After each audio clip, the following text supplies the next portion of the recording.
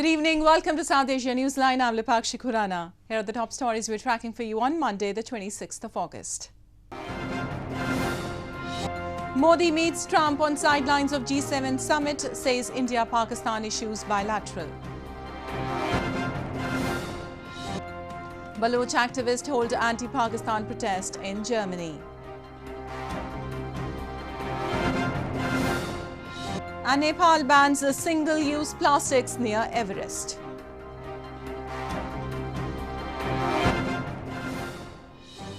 Now for all the details, Indian Prime Minister Narendra Modi met US President Donald Trump on the sidelines of the G7 summit in France on Monday. During the meeting, PM Modi said Kashmir is a bilateral issue and India does not want to trouble any other country in resolving the issue. Indian Prime Minister Narendra Modi met US President Donald Trump on the sidelines of the G7 summit in Beirut city of France on Monday. Both leaders discussed a wide range of matters, including the Kashmir issue. Prime Minister Modi categorically said that there was no space for any country to mediate between bilateral issues facing India and Pakistan. President Trump, who had earlier made repeated offers for mediation on the Kashmir issue, said India and Pakistan can sort the issue out between themselves. Tensions have simmered between India and Pakistan following India's decision of revoking Article 370 that guaranteed special status to erstwhile Jammu and Kashmir province. Bharat और पाकिस्तान के सारे issues bilateral है और इसलिए हम दुनिया के किसी भी देश को इनके लिए कष्ट नहीं देते हैं और मुझे विश्वास है कि भारत और पाकिस्तान जो 1947 के पहले एक ही थे, हम मिलजुल करके हमारी समस्याओं पर चर्चा भी कर सकते हैं और समाधान भी कर सकते हैं. Prime Minister Modi earlier attended the dedicated session of G7 summit on biodiversity, oceans, climate. He underlined India's contribution to address reducing biodiversity, climate change, water stress and ocean pollution. He also met several world leaders including UN Secretary General Antonio Guterres on the sidelines of the summit. Though India is not a member of the G7 grouping, Prime Minister Modi has been personally invited by the French President Emmanuel Macron to attend the summit. India's former finance minister and one of the country's tallest leaders, Arun Jaitley, was cremated with full state honours on Sunday. Jaitley passed away at the age of 66 after battling multiple health issues for the last several months. Leaders across the political spectrum paid tributes to Jaitley.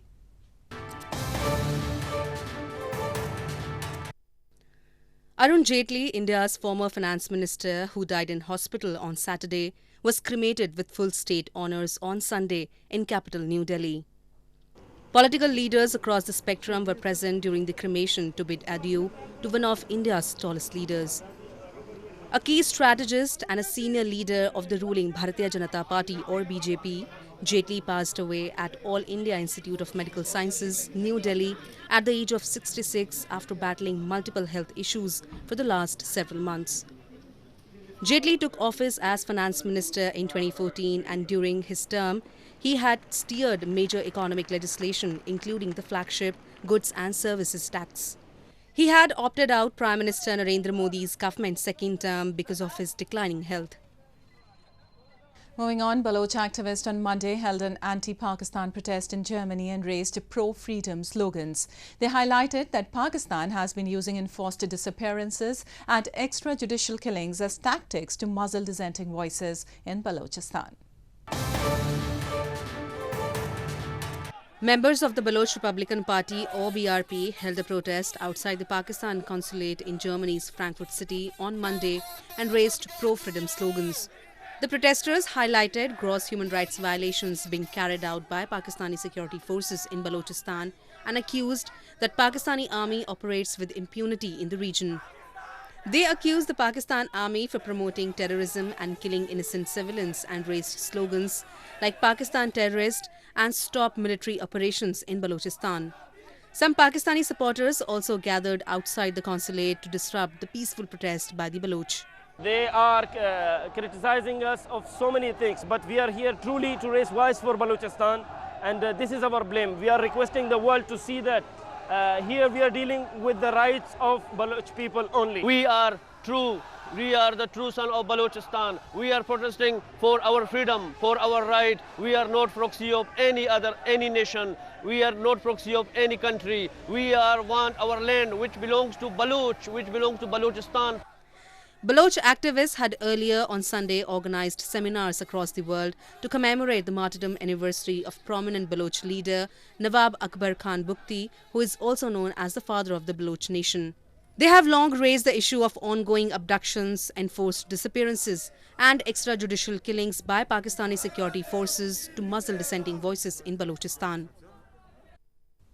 In news from Afghanistan, Afghanistan's Chief Executive Abdullah has pledged leadership roles for Afghan women if he wins the presidential bid. The presidential election in the war-ravaged country is scheduled to be held on September 28th.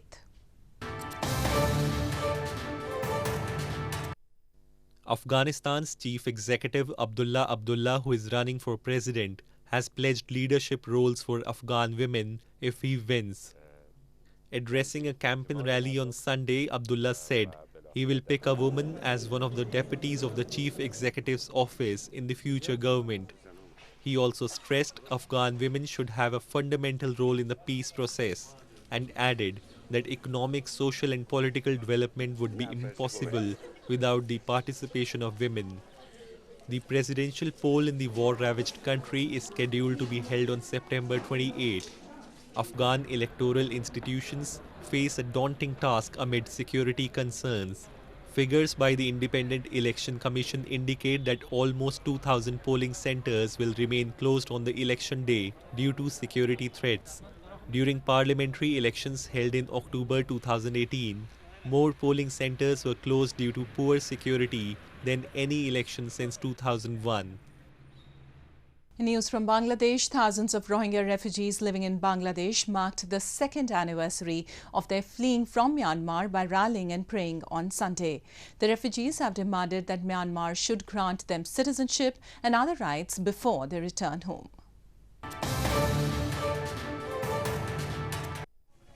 Thousands of Rohingya refugees living in Bangladesh since 2017 participated in a peaceful gathering on Sunday to mark the second anniversary of the ethnic groups fleeing from Myanmar. Mostly men and children rallied and prayed as they demanded citizenship in Myanmar and other rights before they return home. More than 730,000 Rohingyas fled Myanmar to Bangladesh after a military crackdown followed by attacks on security posts by Rohingya insurgents in August 2017.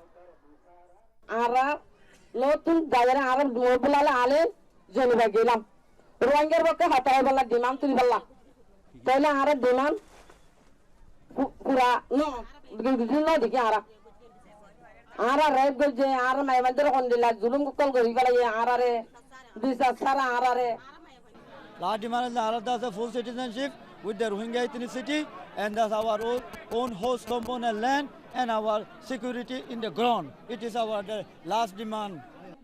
United Nations investigators have said the Myanmar army campaign included mass killings and gang rapes and was carried out with genocidal intent. Myanmar military denies almost all the allegations made by the refugees during what it said was a legitimate counter-terrorism operation. Moving on to news from Nepal, in a move to curb excessive pollution and to protect the fragile environment on the highest point of the Earth's surface, Nepalese authorities have said they will make the Everest region a plastic-free zone by the year 2020 by banning single-use plastics. Nepal will make the Everest region a plastic-free zone by 2020 by banning single-use plastics, authorities said. This move will curb excessive pollution on the highest point of the Earth's surface that has turned into a dumping ground over the years as the growing numbers of climbers leave their trash behind on the mountain. The Executive Council of Kumbu Pasang Lamu Rural Municipality reached this decision on Wednesday, reports suggest. The new ban covers all plastic of less than 30 microns in thickness as well as drinks in plastic bottles. The new rule will come into effect from 1st January 2020. International environmentalists have expressed their concern that Nepal has not done enough to protect the fragile environment of Mount Everest. The Everest in recent times had often earned the moniker of world's highest garbage dump. The Nepal government last May concluded a clean-up drive of Everest collecting nearly 11 tons of trash that had piled up for decades. Indian badminton star Pusarla Sindhu won the women's singles of the 2019 Badminton World Federation Championships on Sunday in Basel, Switzerland. The 24-year-old became the first Indian to achieve the feat by thrashing familiar rival Nozomi Okurara of Japan 21-7, 21-7 in one of the most lopsided finals ever. This was third time in a row when Sindhu played in the finals. The gold was a fifth medal at the World Championships. Sindhu won a bronze each in 2013 and 2014 editions. Celebrations broke out in her home after her victory, becoming the first Indian to win the gold medal in Badminton World Championship. How you see the my elder daughter Sindhu's very close and she's a good friend of Sindhu. Yeah, we are very happy. We are waiting for that gold medal. This is the third time Sindhu playing finals.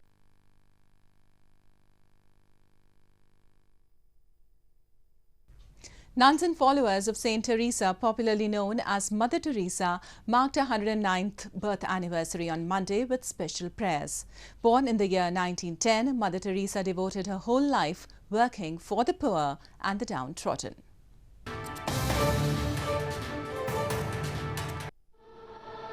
Missionaries of Charity, the global order of nuns founded by Nobel Peace Laureate Saint Teresa, marked her 109th birth anniversary on Monday. Nuns and followers of Saint Teresa, popularly known as Mother Teresa, gathered around her tomb early in the morning as they took part in a mass prayer service and sang together. Born on 26th of August in the year 1910, Saint Teresa was one of the most influential women in the Church's 2000-year history, acclaimed for her extraordinary love and dedication to the poor, the homeless and the deceased. Love one another as I have loved you. These are words of Jesus. And Mother put them into practice by her way of total service, love for the poor, and going out of her way to help anyone in need, especially the destitute, the suffering, the sick, and so on. So today the message is the same.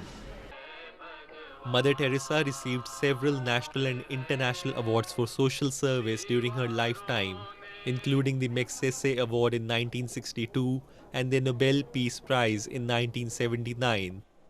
Her love for children, orphans and lepers propelled her to an iconic status both within India and in the world outside, with people flocking to touch her, see her and blessed by her. She was canonized by the Roman Catholic Church in 2016, 19 years after her death. Well, that's the way it was in South Asia this evening. Before we conclude, the top stories once again. Modi meets Trump on sidelines of G7 summit, says India-Pakistan issues bilateral. Baloch activist hold anti-Pakistan protest in Germany.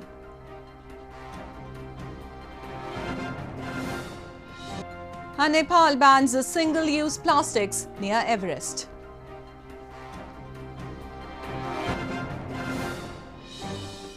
Now viewers can watch the show on SouthAsiaNewsline.com. You can also visit us on Facebook.com/SAsiaNewsline and follow us on Twitter @SAsiaNewsline. That's all in tonight's edition. We'll see you same time tomorrow. Good night.